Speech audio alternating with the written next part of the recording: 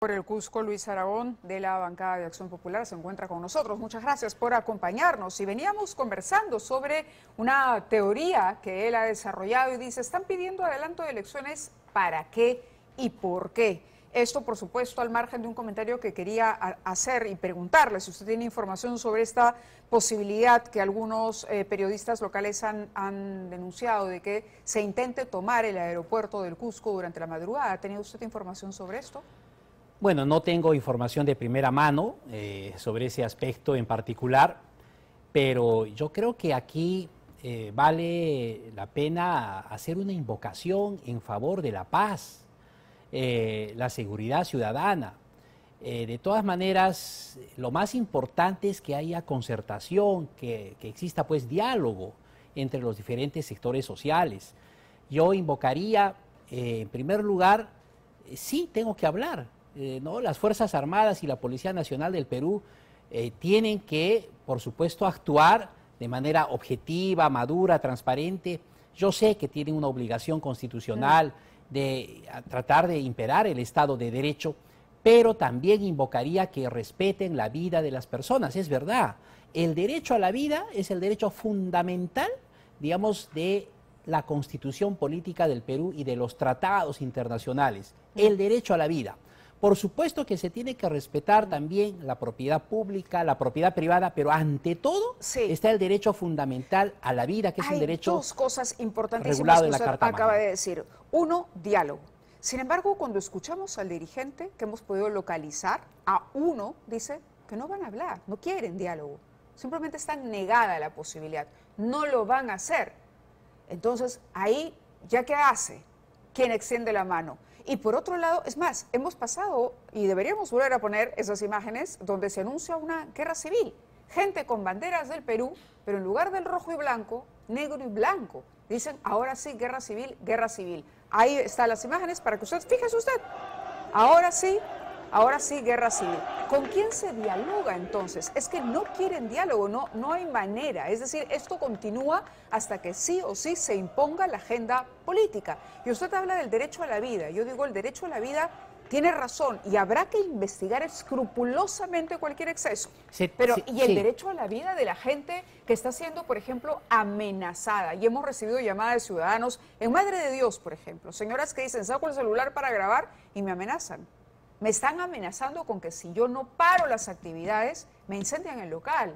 Me están amenazando que el niño que no pudo llegar a operarse, el policía que estaba dentro de su vehículo y al que le incendiaron la móvil, con él adentro y todo. Entonces, el derecho de la vida de todos y cada uno de los peruanos. No puede haber un exceso de parte de las Fuerzas Armadas ni de la Policía Nacional del Perú, de ninguna manera.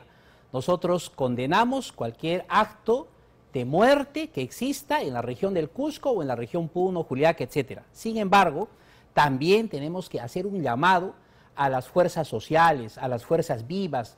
Seguramente que sí, existen demandas sociales de muchos años. Las demandas se reducen a la salida de Boluarte, al cierre del Congreso, al adelanto de elecciones. Ahora, sale Boluarte, se acaba el Congreso, supongamos que se atienda a eso. ¿Quién organiza un proceso electoral en menos de un año? ¿Quién asumiría el gobierno?